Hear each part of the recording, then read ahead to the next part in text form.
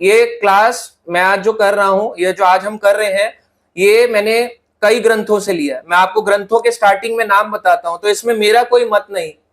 इसमें सबसे पहला ग्रंथ है वो है श्रीमद् भागवतम। उसके दो कैंटो, कैंटो 3 और कैंटो 10, यहां से इस कथा को लिया गया है। इसके अलावा इसमें लिया है हरिवंश पुराण को, और इसमें लिया है गर्ग संहिता को। इन बुक्स, इन पुराणों और इन ग्रंथों की मदद से आज इस कथा को कर रहे हैं।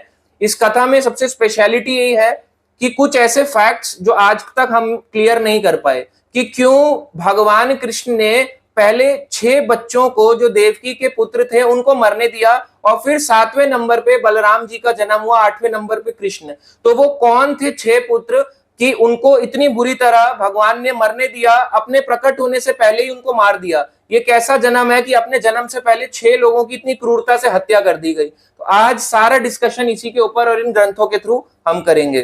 तो सबसे पहले हम स्टार्ट करते हैं ये कथा को ब्रह्मा जी से। तो ब्रह्मा जी जो थे, इन्होंने सृष्टि करी, यानी रचना स्टार्ट करी। उस रचना को करते करते जब ये अपनी आगे क्रिएशन कर रहे थे, इसमें कई सारी चीजों को उन्होंने क्रिएट किया। क्रिएट करते करते इन्होंने चतुर कुमार को बनाया, इनका आगे इनको प्रकट किया, रुद्र को प्रकट किया, नारद मुनि को किया, सबको वन बाय वन आगे क्रिएशन चल रहा था। तो ब्रह्मा जी सबसे प्रथम जीव थे इस ब्रह्मांड के, जो भगवान विष्णु की नाभि कमल से निकले थे। तो ऐसे ही ब्रह्मा जी की पुत्री प्रकट हुई, जिनका नाम था सरस्वती। तो एक समय की बात है, ये बात आती है Bhagavatam 3rd canto 12th chapter 28 number श्लोक, तीसरा स्कंद 12वां अध्याय 28 नंबर श्लोक में आता है, वाचम दूहि तरम तन्वीम स्वयंभू हरतीम मना अकामाम चक्मे शता सा कामा इति नाश्रुतम। इसमें कहा गया, हे विदुर, हमने सुना है कि जो ब्रह्मा जी है उनकी एक पुत्री थी, उसका नाम था वाक। तो यहां पे ये भागवतम की कन्वर्सेशन चल रही है कि ब्रह्मा जी की एक पुत्री थी जिसका नाम था वाक। वाक यानी वाणी, जो उनके शरीर से उत्पन्न हुई थी, यानी ब्रह्मा के ही शरीर से उत्पन्न हुई थी, जिसने उनके मन को यौन की ओर आकृष्ट किया, यद्यपि वह उनके प्रति काम आसक्त नहीं थी। जिसने ब्रह्मा जी के अंदर काम आसक्ति को उत्पन्न कर दिया, जबकि सरस्वती थी, सरस्वती की कोई भी काम भावना नहीं थी अपने पिता ब्रह्मा के प्रति। तो आप सोचो, ये भागवतम ये बताना चाहता है कि जब ब्रह्मा जी को अपनी ही पुत्री से काम आसक्ति हो गई, तो हो सकती है, आप कहोगे हमें तो नहीं होती, हमने तो नहीं देखा इस भौतिक संसार में। तो ब्रह्मा जी का एग्जाम्पल ये सिद्ध करता है, ब्रह्मा जी काम आसक्त नहीं थे, पर कभी कभी जो माया है वो बड़े बड़े को भी घेर लेती है। जैसे हमने पिछली कथाओं में बताया, शिव जी जैसे मोहिनी अवतार ने शिव जी को हर लिया, माया ने घेर लिया। इसी प्रकार से यहां से माया ने ब्रह्मा जी को भी हर लिया, कुछ समय के लिए, ऐसा नहीं पूरी तरह से, कुछ समय के लिए हर लिया। तो ब्रह्मा जी अपनी ही पुत्री पे आसक्त हो गए, जबकि सरस्वती के प्रति, सरस्वती को अपने पिता के प्रति ऐसा कुछ नहीं था। इसलिए भागवतम कहता है, यहां पे लिखा जाता है भागवतम में, कि एक पुरुष को किसी भी स्त्री के प्रति उसकी पत्नी के अलावा काम आसक्ति बन सकती है, चाहे वो उसकी पुत्री हो यानी बेटी हो, चाहे वो उसकी बहन क्यों ना हो, और चाहे उसकी अपनी माता ही क्यों ना हो। आप समझो, माता, बहन और पुत्री, मतलब अपने ही रिश्ते में जो है, जो उसके क्लोजेस्ट है, उसके प्रति भी उसकी काम आसक्ति बढ़ सकती है। अब आप कहोगे ये तो भौतिक संसार में हमें देखने को नहीं मिलता, तो ब्रह्मा जी को कैसे हो गया? हमने तो देखा नहीं कि संसार में भी होता है। होता है। आप अगर देखो, कुछ ऐसी कास्ट हैं, कुछ ऐसे हमारे यहाँ पे रिलीजन्स हैं जहां पे आपने सुना होगा ये सब चीजें होती हैं। स्पेशली हलाला आपने सुना होगा, ये सब चीजें होती हैं। तो ऐसा नहीं है कि ये चीजें नहीं एग्जिस्ट करती, इस संसार में एग्जिस्ट करती हैं, कई हद तक एग्जिस्ट करती हैं, जो हमें पता नहीं है। बस हम उस बात को छुपाते हैं, डरते हैं, अरे हम बता देंगे तो क्या होगा, आपस में एक दूसरे से नहीं करते, अच्छा नहीं है, अच्छा नहीं है, बट हो जाता है। इसलिए भागवतम का एग्जाम्पल है, एक बार ऐसे ही ब्रह्मा जी को अपनी पुत्री सरस्वती पे काम आसक्ति हो गई। तो यहाँ पे बड़े बड़े विद्वान भी जो हैं कभी कभी काम आसक्त हो जाते हैं। तो जब ये ऐसा हुआ, तो ब्रह्मा जी के एक पुत्र थे जो उनके मन से उत्पन्न हुए थे, उनका नाम था मरीचि ऋषि। क्या? मरीचि ऋषि। जो नारद मुनि के ही भाई लगे। तो मरीचि ऋषि का उत्पत्ति हुई। मरीचि ऋषि की पत्नी का नाम था ऊर्णा। तो मरीचि ऋषि और ऊर्णा, ध्यान से सुनना, एक एक पॉइंट को नोट करना। अगर आप एक एक पॉइंट को नोट करोगे, बड़ी इंटरेस्टिंग कथा है। मरीचि और ऊर्णा के 6 पुत्र हुए। 6 के नाम जानते हैं। इनका नाम था स्मर पहला, दूसरे का नाम उद्गीत, तीसरे का नाम परिश्वंग, चौथे का नाम पतंग, पांचवे का नाम शूद्रमृत और छठे का नाम घृणी। ये 6 पुत्र थे मरीचि और ऊर्णा के। तो ब्रह्मा जी के पोते हो गए ये 6 पुत्र। कौन कौन? स्मर, उद्गीत, परिश्वंग, पतंग, शूद्रमृत और घृणी, ये इनके नाम थे। ठीक है, और ब्रह्मा इनके दादा हो गए। तो जब ब्रह्मा जी को अपनी ही पुत्री सरस्वती के प्रति काम आसक्ति हुई, तो मरीचि ऋषि और उनके पुत्र और बाकी सब जो है ब्रह्मा जी के पास गए। उनको बड़ा दुख हुआ कि उनके पिता जिन्होंने उनको उत्पन्न किया है वो ही अपनी पुत्री के प्रति काम आसक्त हो गए। तो जब ये चीज हुई तो ब्रह्मा जो है, ब्रह्मा काफी क्रोधित हुए। ब्रह्मा ने पहले अपने मानसिक शरीर को त्यागा। ये भागवतम 3 स्कंद में आता है, मानसिक शरीर को त्यागा, जो मन के गंदे विचार थे उसको त्यागा। उसके बाद ब्रह्मा जी को क्रोध आया। ब्रह्मा जी ने, क्योंकि इनके जो मरीचि ऋषि के 6 पुत्र थे, ये ब्रह्मा पे एक तरह से आलोचना करी, ब्रह्मा पे एक तरह से वो किया, काउंटर किया। तो ब्रह्मा ने श्राप दे डाला, जाओ असुर कुल में तुम्हारा जन्म होगा। और इनका जन्म हुआ असुर कुल में। और किसके कुल में जाके जन्म होगा? हिरण्यकश्यप के कुल में जाके तुम लोग जन्म लोगे। हिरण्यकश्यप के पोते बन के आओगे और उनके कुल में जन्म लोगे। ये इनका श्राप था ब्रह्मा का। अब इन मरीचि के 6 पुत्र जो कि देवता थे, ये 6 जो आपको नाम बताइए देवता थे, मरीचि ऋषि के पुत्र। तो अपने ही पोतों को ब्रह्मा ने श्राप दे दिया। ब्रह्मा ने पहले अपनी गलती सुधारी, अपने उस मानसिक रूप उसको त्यागा और उसके बाद उनको श्राप दे दिया। अब श्राप देने के बाद अब कोई अगर पूछे कि प्रभु जी कैसे पता चला कि ये स्टोरी कहां पे लिखी गई?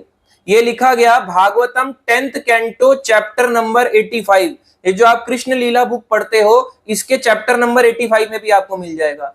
उसमें इसका चैप्टर का नाम यही है कि भगवान कृष्ण और बलराम ने देवकी के 6 पुत्रों को वापस लौटाया। जो देवकी के 6 पुत्र मारे गए थे कंस द्वारा, वापस उनको लौटाया। और उसमें यही आता है कि ब्रह्मा जी जब आसक्त हो गए थे और मरीचि के 6 पुत्रों ने जब उनको ऐसे काउंटर किया, तो ब्रह्मा ने अपने ही उन मरीचि के 6 पुत्रों को श्राप दे दिया कि तुम हिरण्यकश्यप के कुल में जाओ और उनके पोते के रूप में जाके जन्म लोगे। तो ये ब्रह्मा का श्राप यहां पे लग गया। अब ज्यादा हम नहीं जाएंगे इस पे कि कैसे भगवान कृष्ण इनको पुनर्जीवित करते हैं। भगवान कृष्ण को जब पुनर्जीवित करते हैं तो वो हम लास्ट में आपको बताएंगे। अब जब ये हुआ, जब ये लीला हुई, इनको श्राप लगा, तो इनका अगला जन्म हुआ हिरण्यकश्यप के कुल में। हिरण्यकश्यप आप सब जानते हैं, ऐसी तपस्या करी थी कि मैं कहीं ना मरूं, ना दिन में मरूं, ना रात में मरूं, ना अंदर मरूं, ना बाहर मरूं, ना देवता से मरूं, ना मनुष्य से मरूं, ना पशु से मरूं, ना किसी और से मरूं। ऐसी ऐसी तपस्याएं कर ली थी।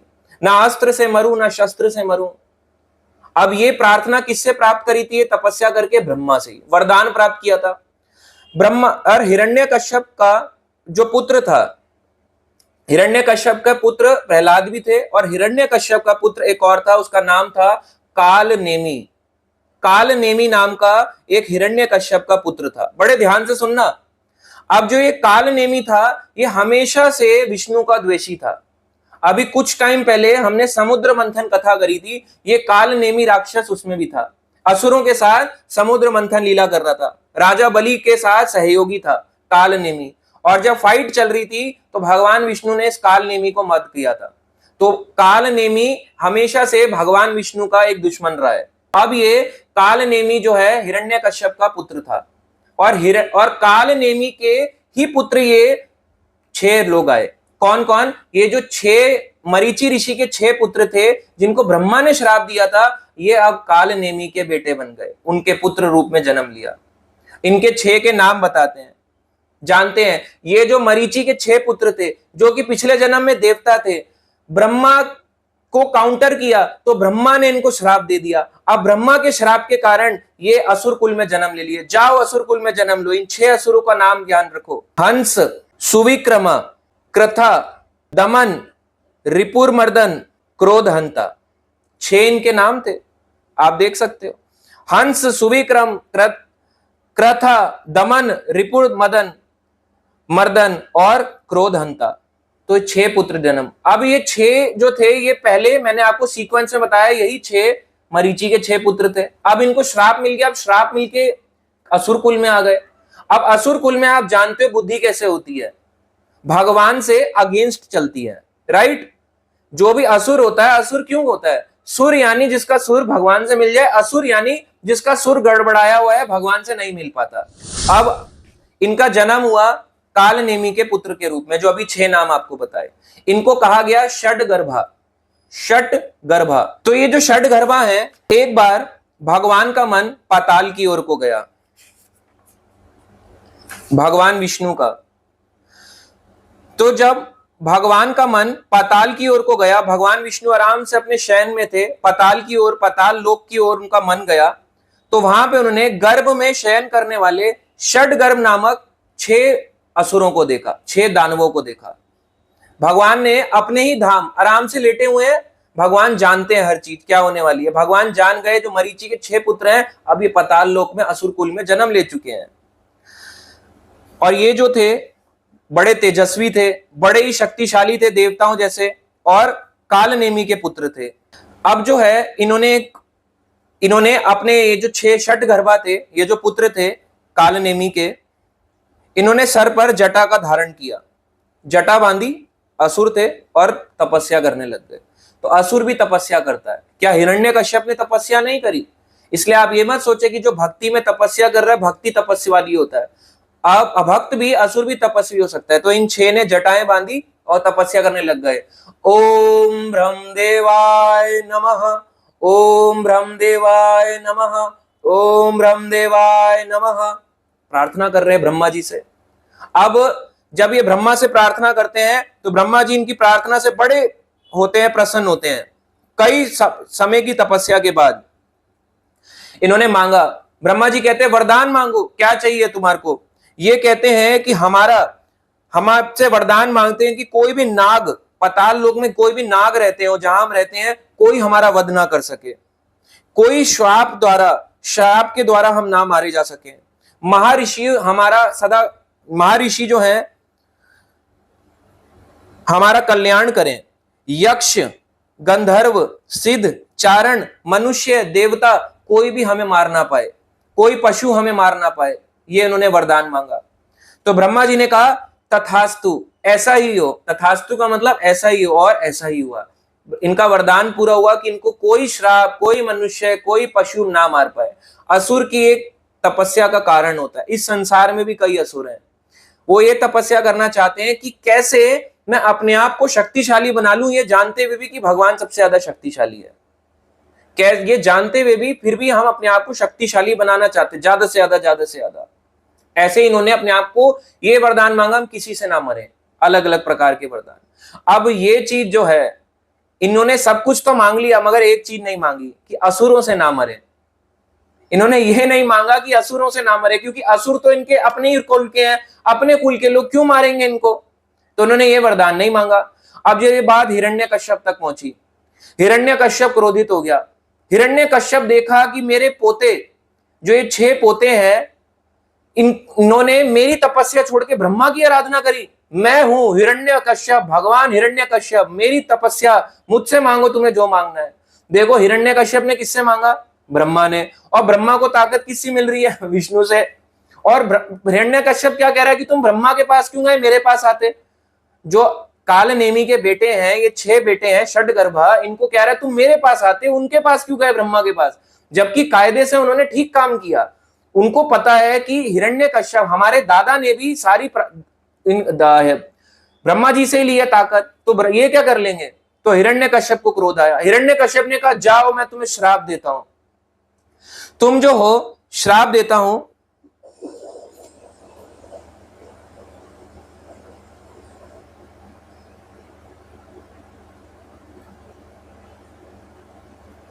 तो हिरण्यकश्यप ने श्राप दिया। हिरण्यकश्यप ने कहा कि मैंने तुम्हें पाल पोस के बड़ा किया, पाल पोस के बड़ा करने के बाद तुम अपने ही कुल के लोगों के, अपने ही कुल का सम्मान करना नहीं जानते, अपने ही दादा का सम्मान करना नहीं जानते, जाओ श्राप दिया कि तुम मृत्यु लोग यानी मृत्यु लोक में जाओ, यहां पे जाके मनुष्य की गर्भ में जाके जन्म लोगे। और अब ये मनुष्य कौन हुई? यही जो 6 पुत्र हैं, अब यही 6 पुत्र देवकी के 6 पुत्र बन के आएंगे। पहले ये मरीचि के 6 पुत्र थे, ब्रह्मा से श्राप मिला तो इधर आ गए असुर कुल में, इनका दूसरा जन्म हो गया। दूसरा जन्म हुआ तो हिरण्यकश्यप के पोते बने, उधर ब्रह्मा के पोते थे, अब हिरण्यकश्यप के पोते और कालनेमी के बेटे बने। अब जब हिरण्यकश्यप ने कहा कि तुमने मेरी तपस्या नहीं करी, उसको भी गुस्सा आ गया, कहा कि मैं भी जाओ तुम्हें श्राप देता हूं। तो असुर कुल का श्राप लगा। तो असुर कुल में ये नहीं मांगा था कि असुर कुल हमारा कुछ नहीं बिगाड़ सके, असुर कुल बिगाड़ सकता था, तो इसलिए हिरण्यकश्यप के श्राप के कारण यही इनका तीसरा जन्म हुआ और ये देवकी के 6 पुत्र बन के आए। और हिरण्यकश्यप ने कहा तुम्हारा जो वध होगा, तुम्हारा वध कौन करेगा? तुम्हारा वध स्वयं तुम्हारे पिता द्वारा ही होगा, यानी कालनेमी ही तुम्हारा वध करेगा। और ये कालनेमी और कोई नहीं, स्वयं अगले जन्म में यही कंस बन के आता है। तो कंस और किसी को नहीं मार रहा, अपने ही बेटों को मार रहा है। तो इसलिए जो लोग कहते हैं 6 बेटों के साथ इतना दुख हुआ, बड़ा बुरा किया भगवान ने, अरे वो अपने ही पुत्रों को मार रहा है।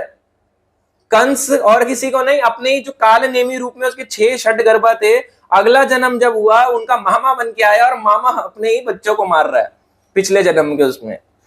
ऐसे करके चला। अब भगवान विष्णु इसी समय जब ये सोच रहे थे तो पाताल लोक में गए, जहां वो षटगर्भ नामक असुर जो थे जल के भीतर गर्भगृह में शयन कर रहे थे। गर्भगृह में शयन कर रहे थे आराम से, जो 6 के 6 असुर हैं शयन कर रहे हैं, सारे के सारे निद्रा में थे।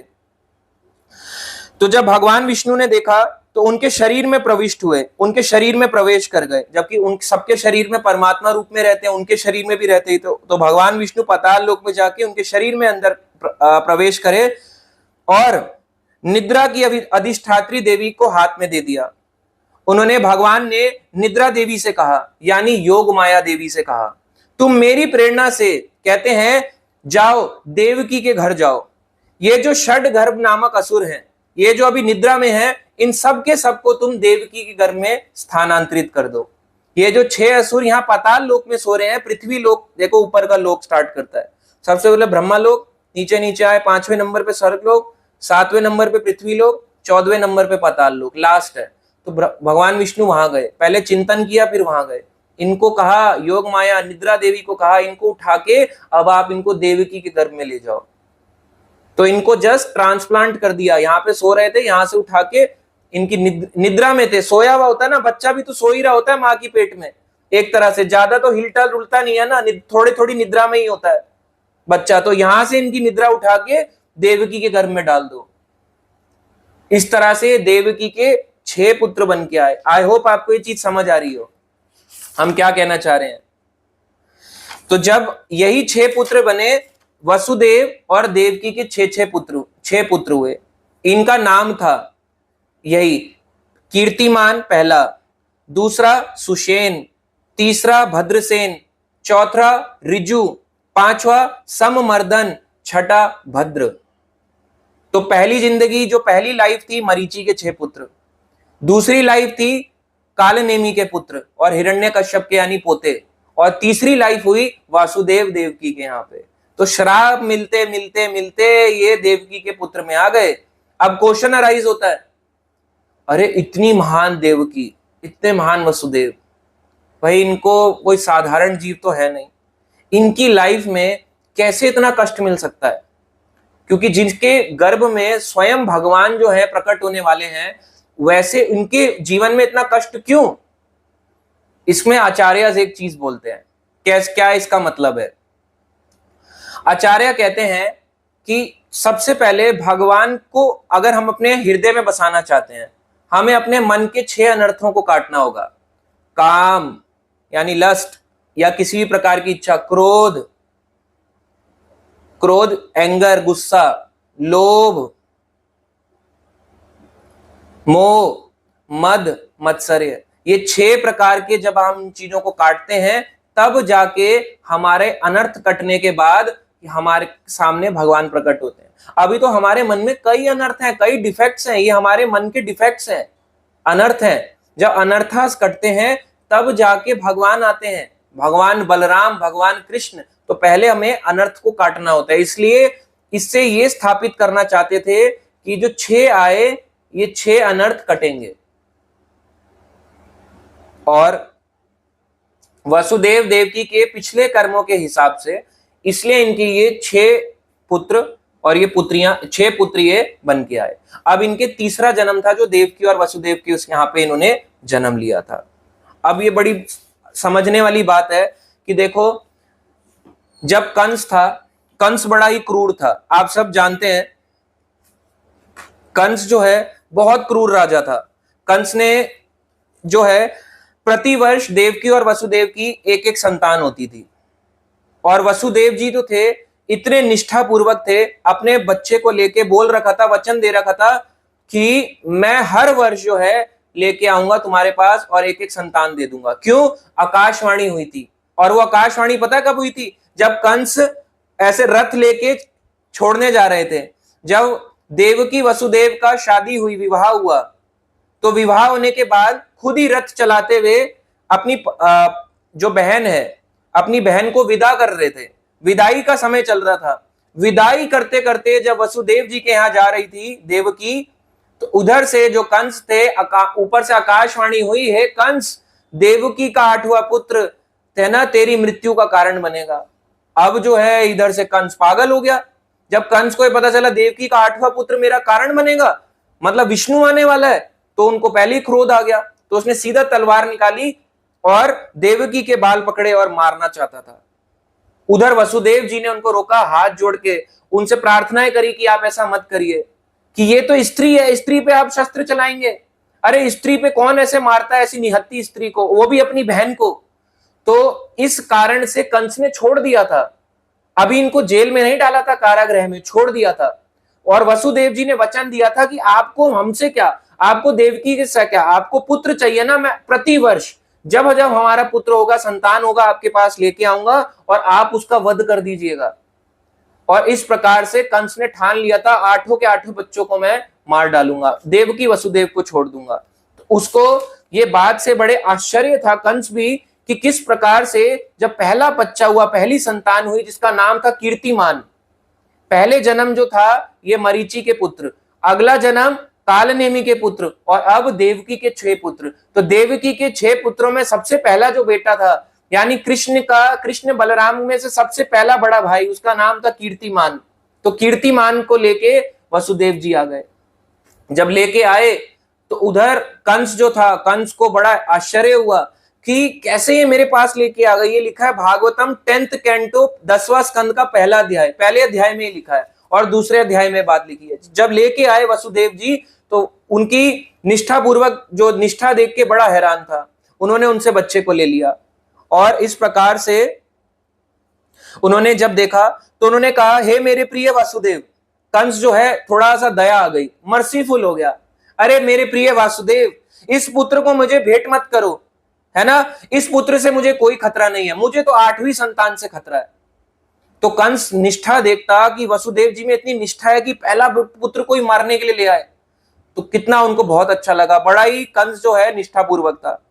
अब जो है जब वो पहले बच्चे को लेके घर लौट ही रहे थे, कीर्तिमान को लेके, वसुदेव जी के माइंड में, दिमाग में एक चीज चल रही थी कि असुर जो होता है ना, असुर पे कभी भी विश्वास नहीं करना चाहिए। नास्तिक लोगों पे कभी विश्वास मत करो। जो आस्तिक है आप विश्वास कर सकते हो सकता है भक्त ना हो, नास्तिक पे तो विश्वास करना बड़ा मुश्किल है। क्योंकि असुर जो होते हैं नास्तिक होते हैं और हमेशा से द्वेषी होते हैं भक्तों के। ऐसे व्यक्तियों पे कभी मत करो। अब वसुदेव जी वापस अपने महल को लौट रहे थे, उतने में ही नारद मुनि आए इधर से हरे कृष्णा जपते हुए। आप क्या होगे, हमने तो नारायण नारायण सुना है, तो आप नारायण नारायण ले लो। अगर लक्ष्मी विष्णु सुना है तो लक्ष्मी विष्णु ले लो। इधर नारायण नारायण जपते हुए या हरे कृष्णा जपते हुए नारद मुनि पहुंचे कंस के महल में। नारद मुनि जब कंस के पास पहुंचते हैं तो नारद मुनि ने कहा, बोले मैं जो हूं दयाद्र उठा। अरे क्या करना पहली संतान का, 8वीं संतान आएगी ना तो सारे बच्चों को मारने की क्या जरूरत। अब नारद मुनि ने यहाँ पे थोड़ा सा चतुराई करी। नारद मुनि ने कहा, तुम्हें पता है भगवान कृष्ण स्वयं इस धरती पर अवतार लेने वाले हैं, और तो और उन्होंने जितने भी देवता थे और अपने नित्य सिद्ध भक्त थे और जिन्होंने प्रार्थनाएं तपस्याएं करी थी, उन सब को अपनी लीला में ले लिया है। तो देवता भी इस लीला का हिस्सा है भगवान कृष्ण की, और उसी लीला के हिस्सा में से देवकी और वसुदेव भी देवता ही हैं, कश्यप और अदिति। तो जब सारे देवता इधर उधर सब अपना अपना रोल निभा रहे हैं, तो आप कैसे सोच सकते हैं कि और जब देवता आ गए हो सकता है ये पहला पुत्र ही आपकी मृत्यु का कारण बन जाए, तो इसको ही मार दो। हो इतने सारे देवताओं ने जन्म ले लिया, आठवीं पुत्र आठवां मारेगा ना, क्या पता पहला ही मार दे। अब कंस को दिमाग खराब हो गया। कंस जो कि मामा था कीर्तिमान का, कृष्ण के मामा थे, देवकी का भाई था, तो उसका दिमाग खराब हुआ। सीधा गया और कंस को क्रोध आया, तो उसने सबसे पहले वसुदेव और देवकी को लोहे की सांकलें पहनाकर लोहे के बेड़ियां पहना दी। लोहे की बेड़ियां यहां पे ही बांध दिया, हाथ पैर बांध दिए। सोचो किसी के पेरेंट्स को, अभी बच्चा जन्म हुआ है, उनके पेरेंट्स को ऐसे करके बांध दिया जाए, ऐसे अत्याचार अपनी बहन अपने जीजा के साथ बांध दिया और कारागृह जेल में डाल दिया। और प्रति वर्ष एक पुत्र को जन्म देते। ये बात है मथुरा की। मथुरा में जो आप देखते हो कृष्ण जन्मभूमि, जहां पे अब मस्जिद भी बन चुकी है पड़ोस में, तो कृष्ण जन्मभूमि में वहां पे आज के टाइम पे भी कारागृह, वो जेल प्रेजेंट है। उसी जेल के अंदर, अब वो उसका एक रेप्लिका टाइप है, एग्जैक्ट वही जेल तो कहलाना, मतलब ऐसी जेल थी, बट एक रेप्लिका रूप में उसी को एक बनाया गया, क्योंकि ऑब्वियसली पहले के टाइम पे तो हाइट बहुत लंबी हुआ करती थी ना, तो वही मथुरा की जेल वहां पे डाल दिया, आपने ही उसमें जेल में डाल दिया। जब जेल में डाल दिया तो पहले बच्चे को लेके नारद मुनि ने कहा, अरे कोई भी हो सकता है, मार दो। तो नारद मुनि के कहने का मतलब ये था, जल्दी जल्दी बच्चों को मारो, जल्दी जल्दी इनको मारो, ताकि कृष्ण बलराम इस संसार में जन्म लें। तो कंस ऐसे पकड़ता बच्चे को, बच्चा रो रहा था, ओए ओए, और ऐसे पकड़ के यूं ऐसे करके शिला पे फेंक के मारता एक बच्चा। अगला वर्ष दूसरा होता, दूसरे का नाम था सुसेन, फिर से बच्चे को लेके आता, ओए, और फिर पकड़ के पत्थर पे मार देता। तीसरे वर्ष का हुआ बच्चा भद्रसेन, उसको भी उठाया, बच्चा रोता और फिर से उसको मार देता। चौथे बार हुआ रिजु, उसको भी पकड़ा और उसको भी जाके पत्थर पे मारा। उसके बाद हुआ संमर्दन, उसको भी मारा यूं ही फेंक के। और इस प्रकार छठा पुत्र हुआ भद्र, उसको भी पकड़ा और उसको भी मार डाला। कंस इतना क्रूर था कि निहत्थे बच्चों को, छोटे छोटे बच्चों से भी डर रहा था। तो असुर जो होता है इतना डरपोक होता है कि छोटे बच्चे से भी डर रहा है। अभी वो उसके लड़ने लायक भी नहीं हुआ, फिर भी उसको सोच रहा है पहले ही मार डालूं, क्योंकि विष्णु कोई भी हो सकता है। अब जब इतना मार दिया, हर समय कंस में एक चिंता बनी रहती थी, विष्णु विष्णु विष्णु, कृष्ण कृष्ण कृष्ण कृष्ण। जो भी काली चीज देखता उसके मन में केवल कृष्ण का ही चिंतन, कृष्ण का ही चिंतन चलते रहता। तो कंस के इस क्रूरता को देख के उसने अपने जितने भी बाकी के राजा थे, अपने ही राजा उग्रसेन को भी जेल में डाल दिया। अपने पिता राजा जितने भी संबंधी थे सबको कारागृह में बंद कर दिया और खुद मथुरा का राजा बन गया। अब जब ये सब चल रहा था, एक एक करके सारे शिशु मारे गए, अपने परिजनों को सबको उसने जेल में डाल दिया था। बहुत बुरा जघन्य कर्म किया था, बहुत ही गलत बुरा काम। आज के टाइम पे कोई ऐसा करे तो आप उसको क्या बोलोगे? क्रिमिनल बोलोगे कोर्ट की लैंग्वेज में, या उसको कानून की लैंग्वेज में आप क्या करोगे? उसको मृत्यु की सजा दे दोगे जो ऐसे काम करेगा। मगर यहां तो मृत्यु की सजा कौन देगा? कंस खुद ही इतना शक्तिशाली राजा, और सारे असुर जो हैं इसके अंडर में थे। और पिछले जन्म में यही कंस जो था, इसका नाम था काल नेमी। ये आपको आने वाली कथाओं में बताएंगे कैसे इस काल नेमी ने विष्णु से दुश्मनी मोल ले रखी थी और कैसे जगह जगह के असुरों को इसने अपने अंडर में ले लिया था। तो अभी जब कंस इतना क्रूरता हो गई, जब क्रूरता इतनी बढ़ गई, तो देवकी 7वीं बार गर्भवती हुई। 7वीं बार, जब 7वीं बार गर्भवती हुई तो फिर से देवकी के मन में एक डर था, क्या?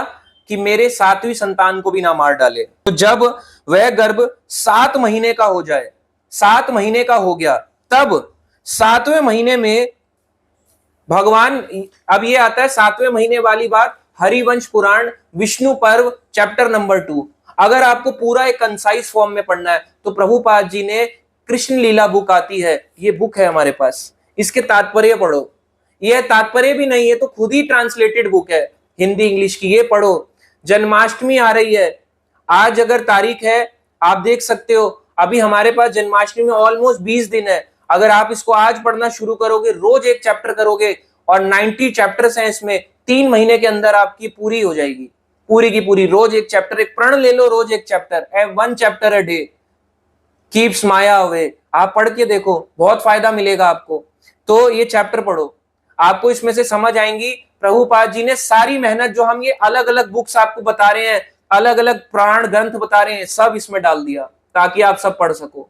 बहुत ही सस्ती और बहुत ही अच्छी भागवत की 10वां स्कंध की ये बुक है, हिंदी फॉर्म में, इंग्लिश फॉर्म में, अलग अलग लैंग्वेजेस में इसको पढ़ो। तो इसमें आता है कि जब ये कंस ने इतनी क्रूरता कर दी, देवकी 7वीं बार गर्भवती हुई, 7 महीने बीत गए थे। हरिवंश पुराण में लिखा गया कि भगवान कृष्ण ने योग माया को कहा, 7वें महीने में जब भगवान प्रकट होंगे, मेरा ही विस्तार, मेरे ही जैसा, कोई डिफरेंस नहीं है।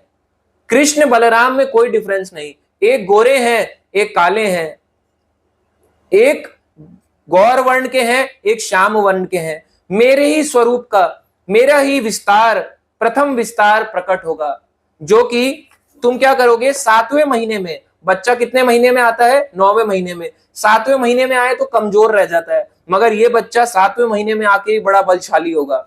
7वें महीने का कोई बच्चा बाहर आ जाए सी सेक्शन से या किसी कारण से, है ना, उसको ऑपरेशन करके, तो उसको क्या बोला जाएगा, कमजोर रह गया बेचारा, ज्यादा इसको पोषण नहीं मिल पाया। बट यहां भगवान ने कहा योग माया को 7वें महीने में ही, ज्यादा वेट नहीं करना 9वें महीने तक का भी, 7वें महीने में ही इसको ट्रांसफर कर दो। कहां से, इधर कर देना इसको, देवकी के गर्भ से रोहिणी के गर्भ में।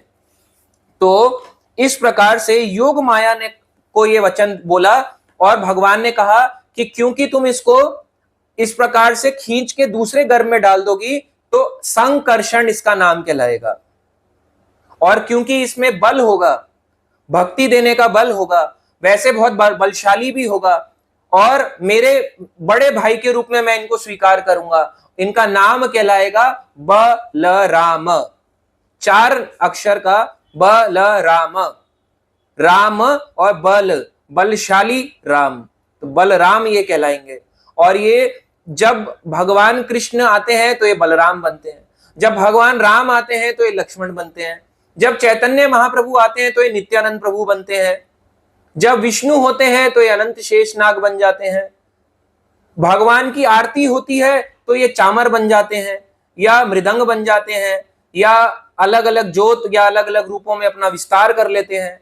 तो भगवान के साथ हमेशा बलराम जी रहते ही रहते हैं, किसी ना किसी रूप में रहते हैं। जब जगन्नाथ जी आते हैं तो बलदेव बन जाते हैं, हमेशा हल रूप में रहेंगे, तो ये बलराम कहलाएंगे।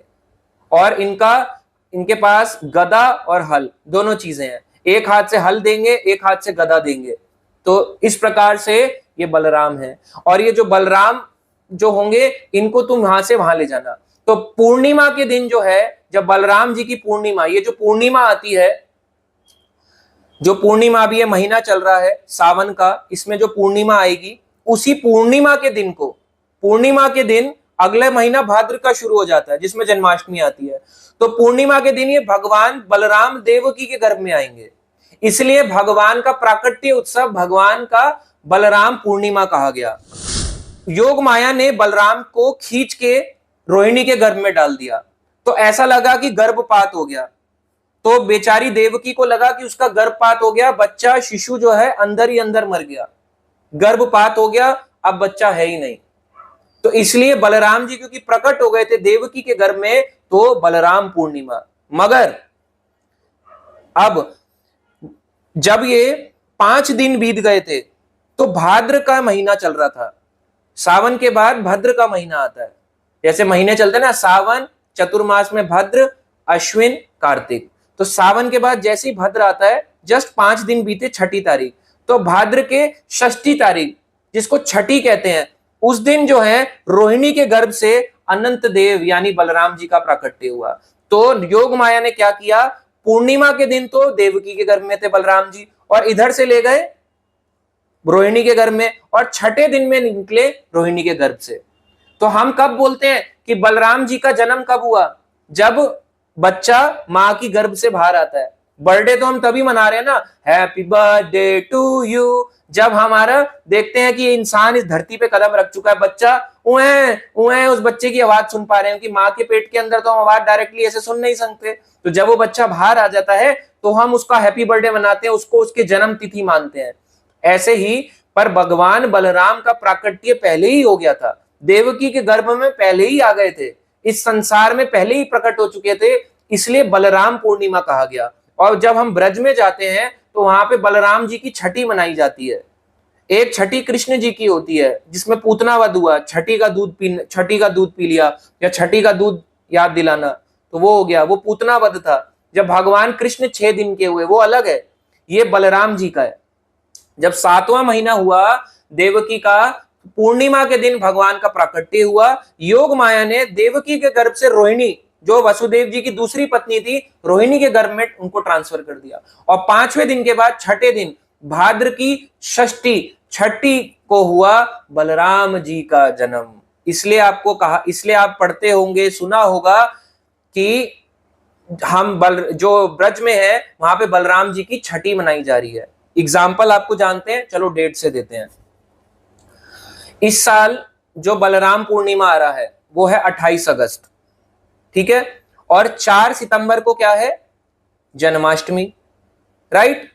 तो जन्माष्टमी से 2 दिन पहले ही बलराम जी उधर ब्रज में प्रकट हो गए थे रोहिणी के गर्भ से, इसलिए वहां छठी मनाई जाती है। और उसके 2 दिन बाद ही कृष्ण हो गए। बड़ा अचंभित नहीं लगता?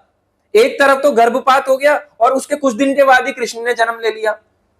अजीब है, साइकोलॉजी देखो, भगवान क्या गेम खेल रहे हैं। ऐसा कभी आपने सुना है संसार में, ऐसा कोई बच्चा सुना है 7वें महीने में बाहर आ गया, शक्तिशाली हो, और एक मां से दूसरे की मां के घर में चले जाए विदाउट एनी आर्टिफिशियल एफर्ट, अपने आप डायरेक्टली ट्रांसफर। तो इसलिए बलराम जी की 2 तिथि मनाई जाती है। गौड़िया वैष्णव बलराम पूर्णिमा मनाते हैं, ब्रज में छठी मनाई जाती है कि एक्चुअली जब वो रोहिणी के गर्भ से बाहर आए, मगर प्रकट जो हुआ था वो बलराम पूर्णिमा का हो गया था, इसलिए हम बलराम पूर्णिमा मनाते हैं। समझ में आया आप लोगों को? अब भगवान कृष्ण ने योग माया को कहा था जब ये होगा उसी समय 8वें महीने क्या होगा? भाद्र की कृष्ण पक्ष की अष्टमी तिथि को मैं जन्म लूंगा। कहां से? प्रकट होऊंगा वसुदेव और देवकी के लिए। और तुम कहां जन्म लेना? यशोदा के वहां से जन्म लेना, गर्भ से। और इस प्रकार से बाद में इधर यशोदा के यहाँ पे हुई जो है योग माया, और वो उनकी बहन कहलाई, और इधर कृष्ण ने जन्म लिया, देवकी के यहाँ पे प्रकट हुए। इस प्रकार से ये भाई बहन हुए और बाद में इनका एक्सचेंज हुआ।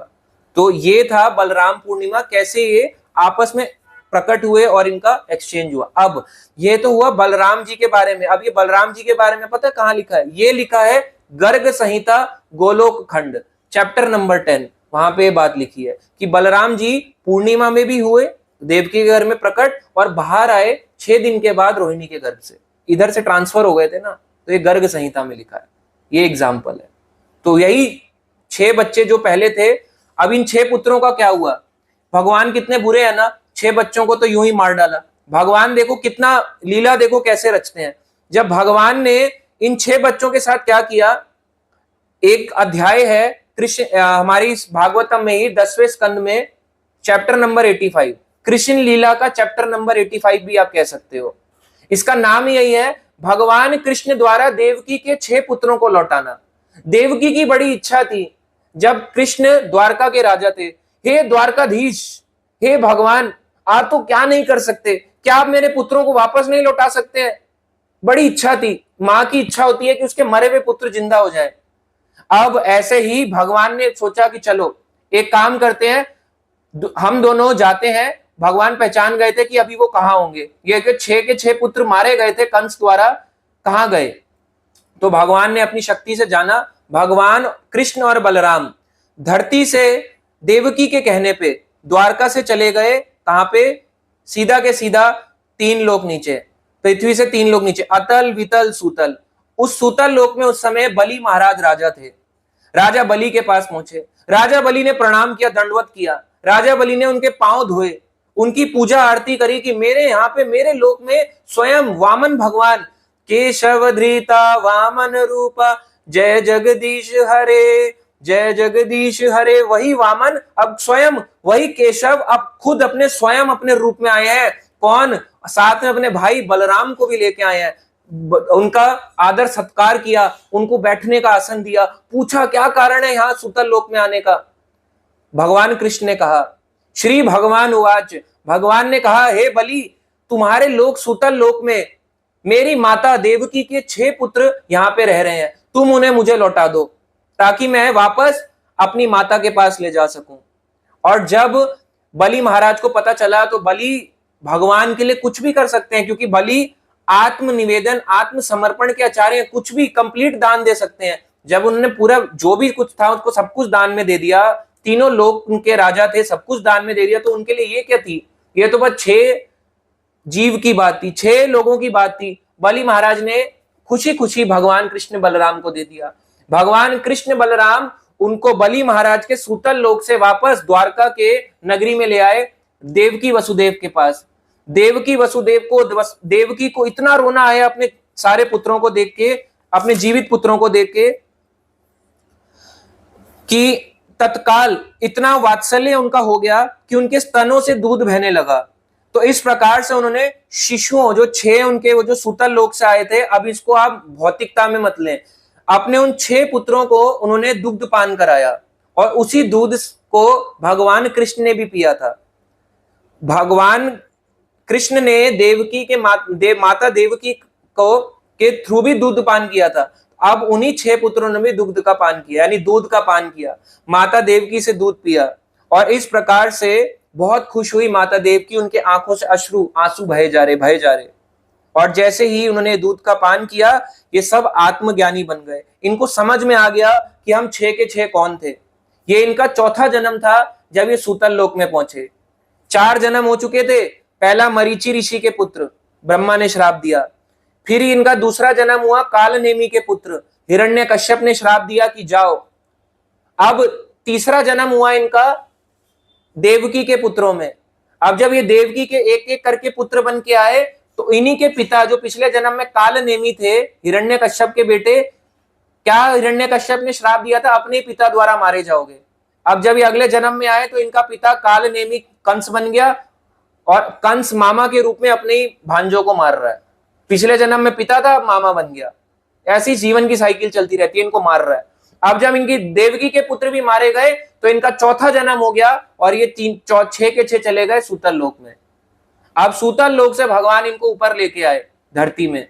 माता देवकी ने इनको दूध का पान कराया, वही दूध जो भगवान कृष्ण ने पिया, वही अमृत के समान दूध। जब इन्होंने पिया, इनको आत्मज्ञान हो गया और भगवान की कृपा से मुक्त होके वापस मरीचि ऋषि के 6 पुत्र बन गए। यानी ये जो 4 लेवल नीचे आए थे, 4 जन्म हुए थे, वापस अपने पहले जन्म जो मरीचि ऋषि के 6 पुत्र थे, वापस के वापस देवता बन गए भगवान कृष्ण की कृपा से।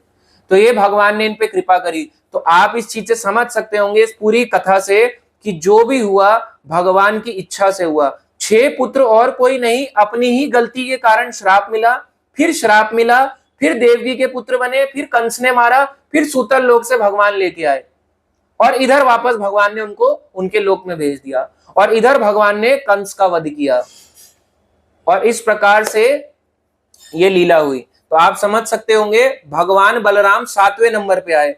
तो 6 जो पुत्र हैं ये तब आएंगे जब हमारे अनर्थ नष्ट होंगे। अगर हम अपने जीवन में चाहते हैं भगवान मेरे जीवन का केंद्र बने, मेरे जीवन में आए, तो ऐसे कैसे आ जाएंगे भगवान? भगवान के लाने के लिए मेहनत करनी पड़ती है। क्या मेहनत करी है हम अपने लिए जीवन में? देखो, अपनी मेहनत देखो, क्या हम कर रहे हैं? क्या हम भक्ति कर रहे हैं? क्या हम अपने अनर्थों पे काम कर रहे हैं? क्या हमारा काम, क्रोध, लोभ, मोह, मद, मत्सर्य खत्म हो रहा है? नहीं हो रहा। तो कहां से खत्म हो रहा है? हमारे अनर्थ ही नष्ट नहीं हो रहे।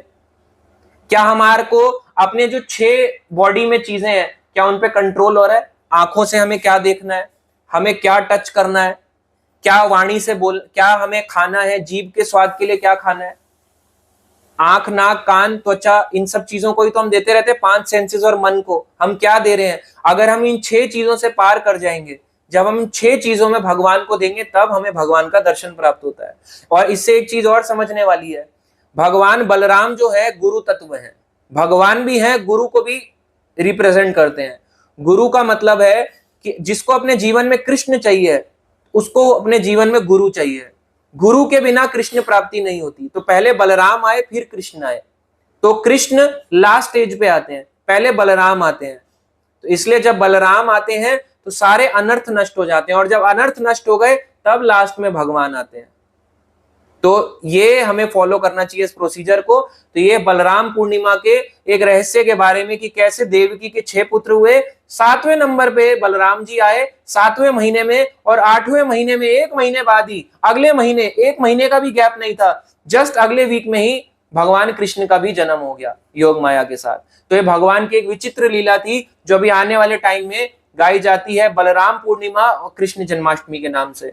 तो ये है इस कथा के बारे में। हरे कृष्णा।